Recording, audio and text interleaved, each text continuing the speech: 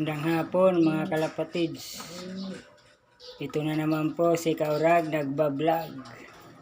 Isang magandang hapon po sa inyo mga kalapatids. At saka may bad news po tayo mga kalapatids.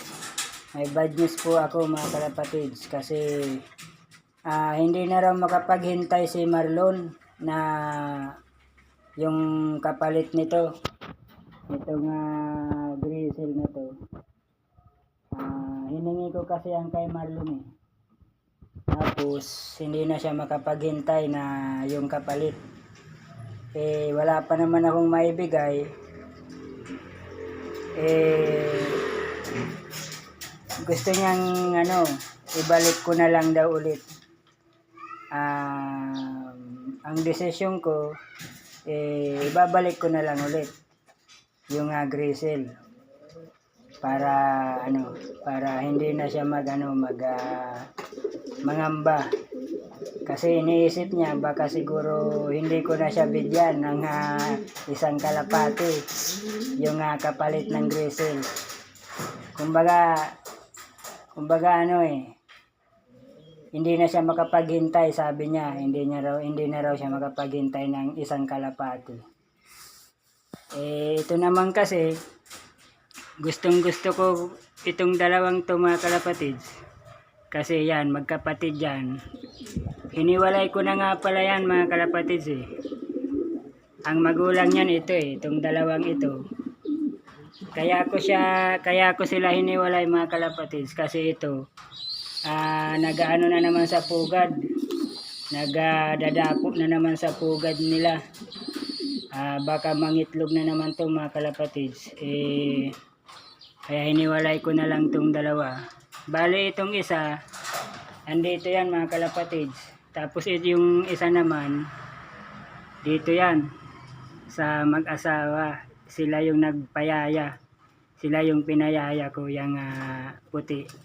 Tapos yung red bar, nasa labas. Nandyan sa may bubong. Hindi kasi makita eh. Pinarunda ko kasi mga kalapatids eh. Pinaliguan ko sila kanina. Bali, mano-mano na lang yung paligo ko mga kalapatids. Bali, inano ko na lang sila sa tubig na may sabon. Ako na lang nagpapaligo sa kanila mga kalapatids. Ginaganyan ko na lang sila. Kaya yan, malilinis yan mga kalapatids. Yan, yung red check na yan. Bagong paligo yan. Tapos yung puti. Lahat yan mga kalapatids. Inano ko sila, ako na lang nagmano-mano. Tapos ito, yan, si Marlon. Ngayon naman mga kalapatids, hiniwalay ko na to kasi malapit na naman to mangitlog. Tapos ayaw ko naman tong ibigay kay Marlon kasi sabi ko sa kanya, sa sunod na lang na pasisiw yung ibibigay ko sa kanya. Kaso hindi na siya makapaghintay mga kalapatids. Gusto niya nang hingin ulit yung grizzle. Bibigay ko na lang ulit yung grizzle mga kalapatids ito. Bibigay ko na lang yan ulit mga kalapatids. Yan. Bigay ko na lang ulit sa kanya kasi hindi na siya makapaghintay. Okay lang, ibigay ko lang ulit sa kanya kasi hiningi ko lang naman yan eh, kaso wala pang kapalit eh. Hiningi ko kaso wala pang kapalit, sabi ko maghintay lang. Ito naman sana bibigay ko sa kanya kaso sabi ko maganda kasi itong dalawang to eh. Lahi ito nitong itong mag-asawa nito eh. Yang red bar tapos itong puti. Sabi ko sa sunod na lang ka ako Marlon. Kasi sabi ko nung sa mga vlog ko, nung nakaraang vlog, sabi ko, maghintay ka na lang Marlon. Kasi nga, sabi ko, okay lang daw maghintay siya. Sabi niyang ganun eh. Okay lang na maghintay. Tapos kahit anong kulay pa nga, sabi niya, kahit anong kulay, okay lang. Okay lang, kahit blue bar, checkered, kahit anong kulay. Pero sabi ko sa kanya, maghintay lang siya kasi bibigyan ko na lang siya ng kumbaga pupunta na lang kami dun ulit Kaso hindi na siya makapaghintay. Kaya yun. Ibigay ko ulit to. Itong grizzle na to. Napakaganda pa naman. Bagong paligo yan mga kalapatids eh. Pinaliguan ko yan eh. Umanda nga yung kulay eh. Yan eh. Ayun yung red bar oh. Yun. Gusto nang pumasok. Kasi namimiss na tong asawa niya. Yan, yung puti na yan eh. At saka sobrang init mga kalapatids. Gusto niya nang pumasok. Kaso sobrang init mga kalapatids eh, hindi niya nakaya siguro yung init. Gusto niya nang pumasok sa kulungan niya mga kalapatids. Tapos ito naman, malapit na naman siguro itong mangitlog. Yan, kaya hiniwalay ko na yung dalawa mga kalapatids. Kaya yun ang update ng aking kalapati. Napakaganda pa naman sana nito mga kalapatids oh. Grizzle na grizzle to. Kaso inaasawa na sana yan ni Guwapo Uno. Yan yung si Guwapo Uno. Inaasawa na eh. Kasi babae ito mga kalapatids eh. Kaso bigay ko na lang ulit to kay Marlon kasi hindi na daw siya makapaghintay. Hindi bigay ko na lang ulit ito. Ito na lang bibigay ko. Kaya yun yung update ng aking kalapati. Kanina nagparunda ko 6 na kalapati. Ito, binitiwan ko to kanina dyan sa labas. Tapos yan, si Guwapo Dos. Tapos tong dalawa, mag-asawa. Tapos yan, si Guwapo Uno. Tapos ito, si Grizzle. Si Grizzle. Pinangalan ko na nga dyan sana, Marlin eh. Kasi ito, Marlon. Ito naman, pinangalan ko na sana dito, Marlin. Yan, matapang no. Marlin sana yung pinangalan ko dyan eh. Kaso hihingin ulit ni Marlon, kaya bibigay ko na lang ulit. Yan. Yan, nagtatapang na sana yan.